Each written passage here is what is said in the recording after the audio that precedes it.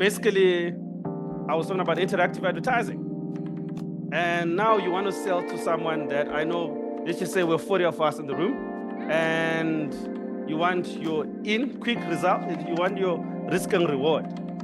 And when you really look at it, is the way we think and the way we look at things, it's very different to a consumer. I'm just going to give you a case study after this. And why I say so is you've seen how when you don't need to go to the shops to buy something. When you sell something to someone, they really, from them buying 5 times, they do it once a week. From them buying it 4 times a year, it's once a year.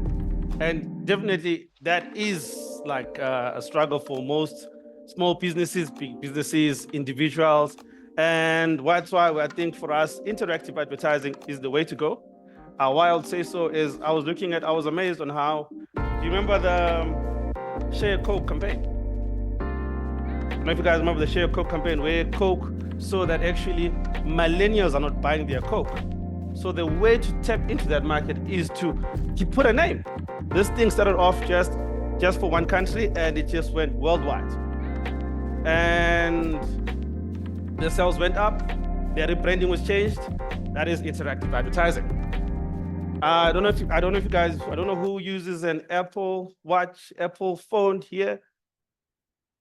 I'm a Samsung fan, so I know you guys know how like Nike sold you the idea that, if you wear this Nike Plus, the partnership between Apple and Nike. That was a whole idea of them tapping into your social network. See when do you want to buy this? Have you noticed how mostly, think about it if you're like an Apple fan, how many times do you visit Nike store in a year or in a month? And I wanted to bring it closer to home.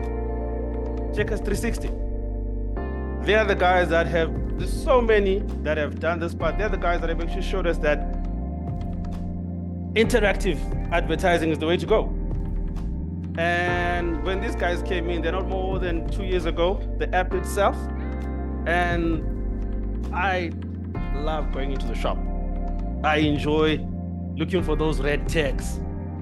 But with this app, I don't have my phone, but I know people that use it. I've looked at it. I've seen the case study. I've seen how when Checkers 360 launched a few years back, I think they were 360, sorry. When they launched a few years back for the commercial side, I think we had forgotten about them. Like, Checkers was just a shop where you just pop in and go out. But like now they're forced to be reckoned with in the e-commerce space. And they've introduced while you're sitting on that app, it gives you games, it actually speaks to you. You feel like you're the one that's doing shopping. And I kind of feel we're going to that space where in our lives is AI is there to stay. I say superficial intelligence. Why I say so is imagine if you could sell an ad where the person, the people know what they want. The whole gap that we have here is true as Africa is. There's this gap that we have. It's 50, 25 years, very much debatable. But I still feel that